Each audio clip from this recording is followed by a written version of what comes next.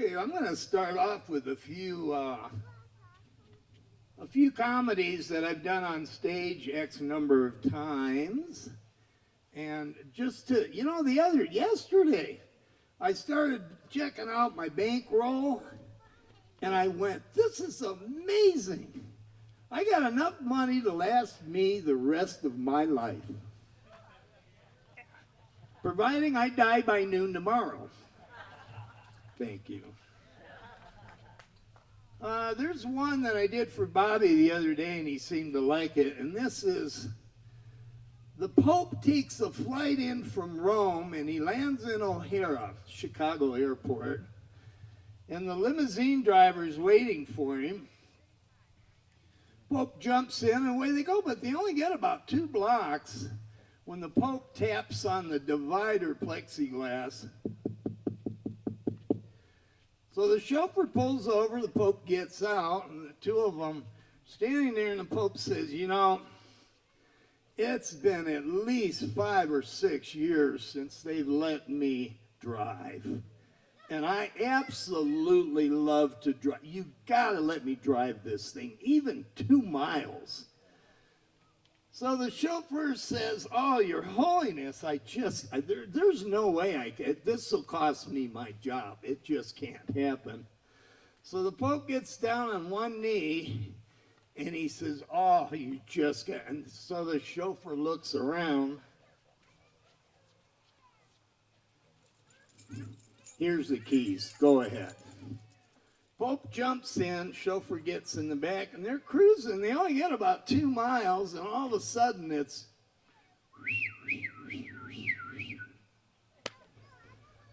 Pope pulls over, and the cop gets out, and he walks up to the tinted driver's window. Pope rolls the window down, and the cop looks in, and he says, oh, Your Holiness, I can't believe this is amazing. I just don't know how to handle this at all. I'll be right back. And he walks back to his squad car, and he calls the chief, and he says, Chief, I got somebody really big. I just don't know how to handle this stuff. So the chief says, what, you got the mayor? No, bigger. He says, you got one of the senators. What you got, the president? And so the cop says to the chief, I don't know who I got, but he's got to be awfully big. He has the Pope for a chauffeur. Moving right along. Now, one I used to do down at the Pioneer Underground, I didn't fit the Pioneer Underground real well because I don't do off-color. And there was a lot of off-color going on. I'm just about ready to walk out after about 2.5 years of this stage work every Saturday night when the virus hit. And I went, well, this is time to go. At any rate, there was one. Now, my mom and dad, when I was about 8 or 9 years old one night, they said, oh, Jimmy James, go get your best pants on because we're going out to a fancy restaurant tonight. Just you and I and Dad. So I get the, I change the rags and we're ready. And away we go, and we get to this place, and it's a nice restaurant. It's just the 3 of us. The rest of the family's grown up and gone. I'm the baby of the family at the time. Like I said, I'm about 8 or 9. We go in, the waitress hands out the menus, and I said, look at this, they have frog legs. And my dad says, you know what, you just order anything. You want a platter of frog legs, you get them. So I did, and of course, a lot of things taste like chicken. So we get done with the meal, and my dad pays the bill, and out we go. Now, instead of going out onto the main boulevard, he circles around through the parking lot and goes out the alley, and it's a nice warm summer night. I got myself hanging half out the rear window as we go through the alley, and I look over there, and behind the restaurant are all these little frogs on walkers. I got that vision stuck in my head, and to this day, I'm still trying to flush that one out. They got a little 2-gallon burn barrel, and they're all gathered around it, and they're all on walk. I just have never been able to completely get rid of that vision. So at any rate, moving right along, a lady friend of mine, I think it was Tina. Oh, Jim, we're going out. And I go by JP a lot. JP, we're going out. And we're going to get sushi in Reno tonight. Now, I says, yes, you are. I won't be there. I don't do sushi. I don't do sushi. And she went on and on and on. All right, what time? 8 o'clock. All right. Well, they got a banner up outside this little place. Freshest sushi in all of Reno. Oh, that's just wonderful. I'm just tickled pink. And anyway, I'm standing there at the buffet table, and I just grab a plate, and I look the other way, and I start scraping some of this stuff on my plate. She's already done. She's waiting for me in a booth. And on the way over there, I look, and some of the little squares of fish had eyes in them. So I'm going, well, this is just the best night I've had. And I sit down at the booth, and I look, and this plate, on my plate, it's still moving. So I looked at her, and I said, oh, sweetheart, I'll be right back. I'll only be a moment. I got to use the restroom. So I head down the hall, and on the left is the double swinging door for the kitchen. And one of the Orientals in there, he knew what was happening. And he flipped the door open, he grabbed me and pulled me in the kitchen, and he points over in the corner, and he says, door, exit door, broken, no work. You go out, broken, exit door.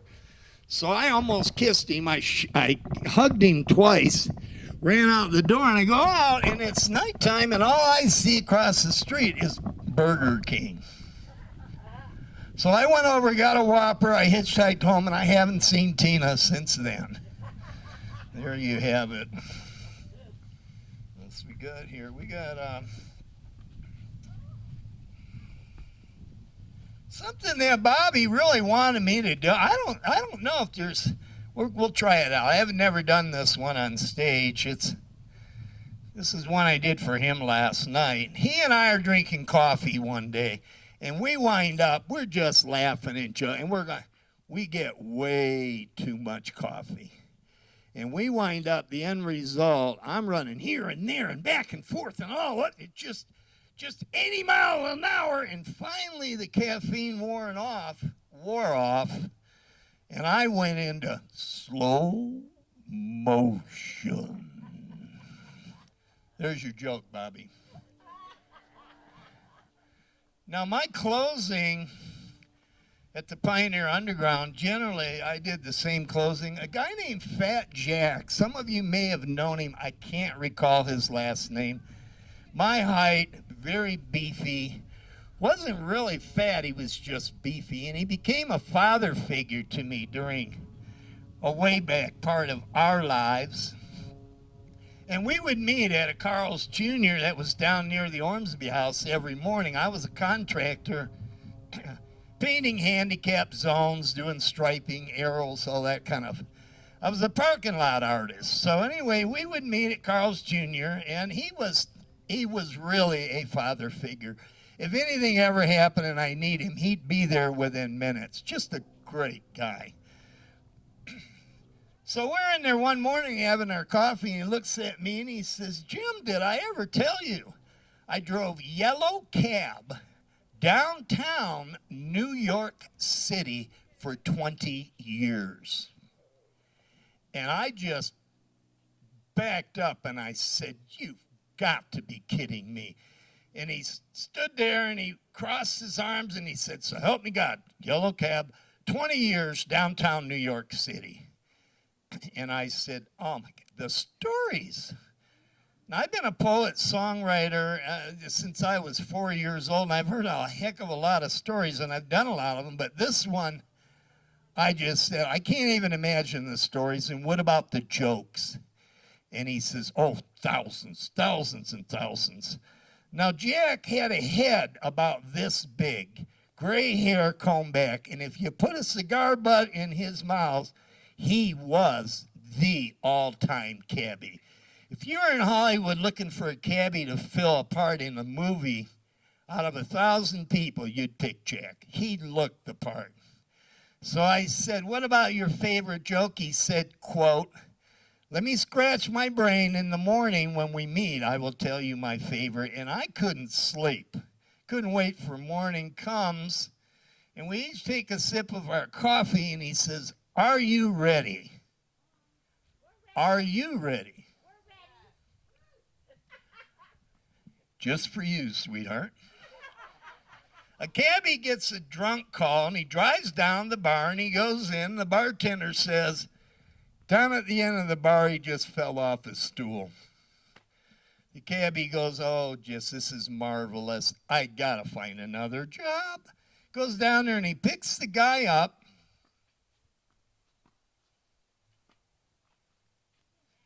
Dragging him to the door, and there's no one to help him with the door, so he leans the guy against the wall left of the door, opens it, down he goes.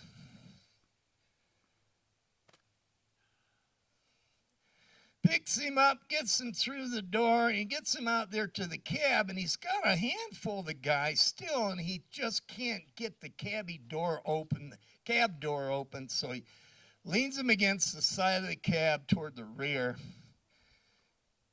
Gets it, down he goes again. At this point, he reaches in the guy's pocket, and he takes his wallet, and he goes, okay, 74 134th Street. I know about where that is. Stuffs him in the back seat, shuts the door, goes around, gets in, he drives over there. Now, this is a brownstone neighborhood, so he's got 8 or 10 steps. He's got to drag this guy up, and he finally gets him up there. Trying to get the buzzer. He's got an arm full. He just can't do both. So he leans him against the front of the building, left of the door, holds him there. Down he goes. At this point, he thinks, you know what, to heck with this guy. Just let him lay there. And he hits the buzzer, and a lady comes to the door, and he says, ma'am, as you can see, I'm with Yellow Cab. Does this guy belong here? And she says, why, yes, he does, but where's his wheelchair?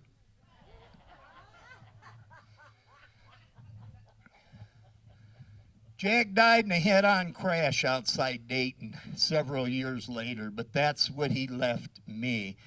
And I've made hundreds of people laugh with that one. And it's still, I think it's my very favorite. I really, really do. So we're going to close with, thank you ever so much. That's still my favorite. There's just no doubt about it. I was going out with a lady. I finally broke up with her. She was braiding her armpit hair. No. I couldn't go there. I just couldn't go there. You know, like I was telling Bobby last night, I called him, I said, I'm making tacos, and I decided to do some refried beans. And he said, well, those ought to go good with the tacos. And I said, no, you don't get the picture. I've never been able to fry them right the first time.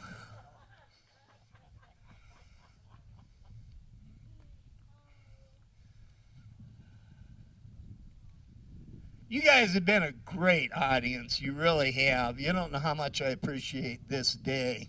It's been a rough time. I am Poet Laureate of Vinginia City, Nevada. I've been their Poet Laureate for about 25 years or so. And they also named me that in Sandpoint, Idaho, my very favorite place ever, as well as Lone Pine at their film festival. I've done it a number of times. This is quite the day. I really appreciate being able to be here. And like Red Skelton used to say, good night and may God bless.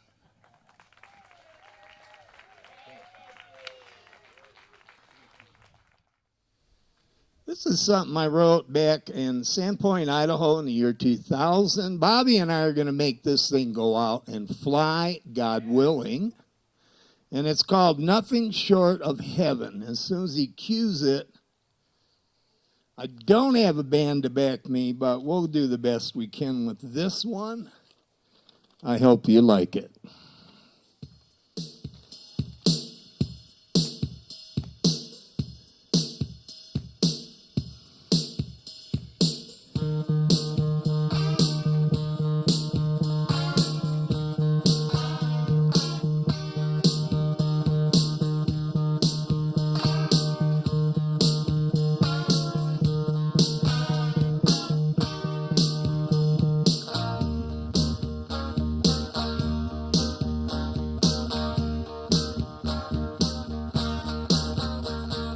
Love with the women, big and small and in between. I like their ways and rhythm, if you know what I mean. I may not understand them, I seldom know their plan, but I love them all the same. They make me glad that I'm a man. They may be all from Jupiter or somewhere out in space, but nothing short of heaven can beat their warm embrace. 8 to 80, without them here, this world would never spin. It comes down to the human race, they're surely bound to win. I'd never want to own one, but God's lend me a few. Without their love and company, I'd never made it through. They may be off from Jupiter or somewhere out in space, but nothing short of heaven can beat their warm embrace. They may be off from Jupiter or somewhere out in space, nothing short of heaven can beat their warm embrace.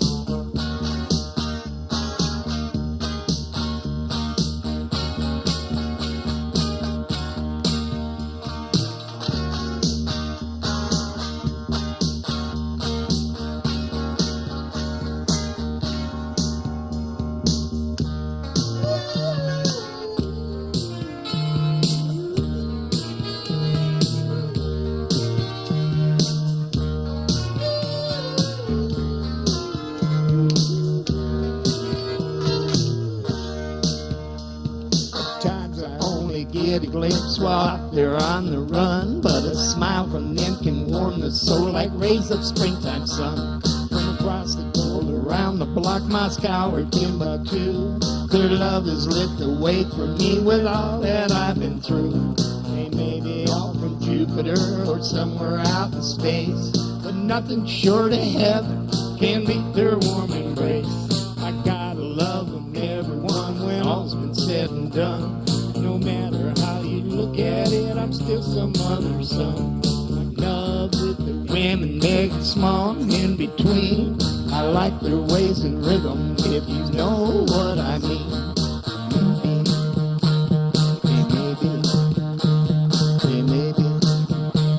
They may be.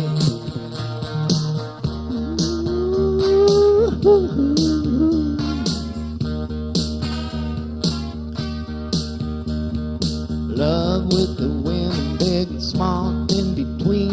I like their ways and rhythm, if you know what I mean.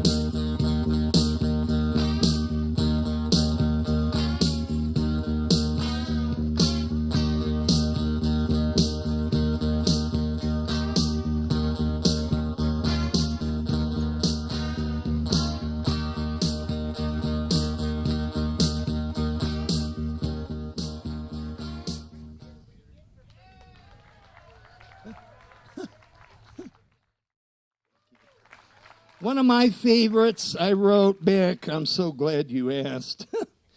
One of my favorites I wrote back 10/22/13 is called In the Spirit. And it has a completely different type of tempo. I'm really looking forward to getting some music to it. In the Spirit, are you ready? You ready? Here we go. It's the rhythm of the ocean. It's the lyrics and the beat. It's in the splendor of the Spirit. Makes you want to move your feet. It's in the atmosphere. It's in the vibes of love that makes you want to rise above. It's in the children's laughter. It's here and there and all around. It's in the wind out on the highway when you're inspiration bound. It's in a peaceful dream when love is all around. It's in the middle of a hug. It's as if you're heaven bound. It's when you're really living beyond just getting by. It's when love is all around and you feel like you can fly. It's love and inspiration. It's angelic high. It's when love is all around and you feel like you can fly. It's in the rhythm of the ocean, in the lyric and the beat. It's in the splendor of the spirit. It makes you want to move your feet. It's the rolling, rocking rhythm of a cascading mountain stream. It's the spicy, salty ocean air that provides Pacific dreams. It's the stillness of the stars as if diamonds in the night. It's the osprey, owl, and eagle when they take to flight. It's where the redwoods meet the ocean, where the surf is keeping beat. It's when love is in the air and you gotta move your feet. It's in the rhythm of the ocean and the lyrics and the beat. It's in the splendor of the spirit that makes you want to move your feet.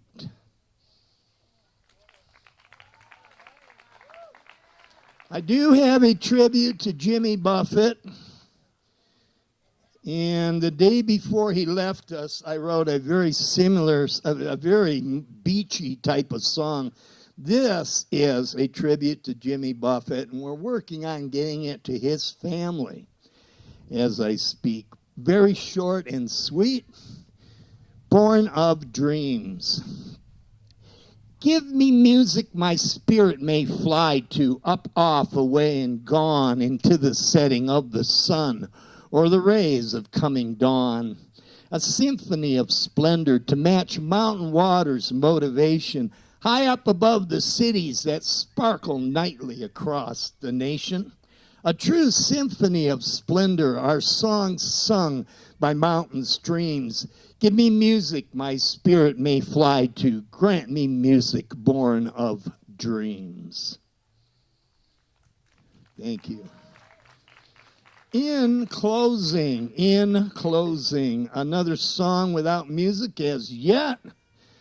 And it's titled Fiddle, Keyboards, Banjo, and Guitar, just for you. I'm picking on this group here. There's something just drawing me to this. I mean, I'm surrounded by beautiful women today. This is just, this is called Fiddle, Keyboards, Banjo, and Guitar.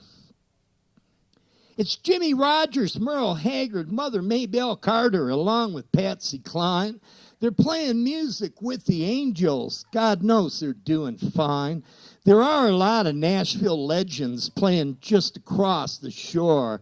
With all some gave from heart and soul, we'll love them forevermore.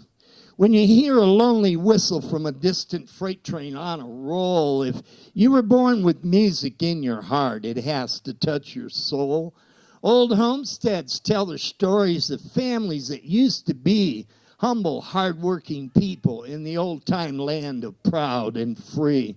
Country music tells its stories from the times of yesterday. Fiddle, keyboard, banjo, and guitar can take heartbreak and stress away. The past at times keeps coming back while the now keeps on moving out along. More power to all those who can capture life with songs. It's Johnny Cash and Woody Guthrie. It's the so-called Mother Church in Opry Land, while Marty Stewart and Dolly Parton keep country's music fires fanned. It's not so much the lure of stardom. It's not so much the gain. It's giving from the heart and soul that overrules the fame. Thank you.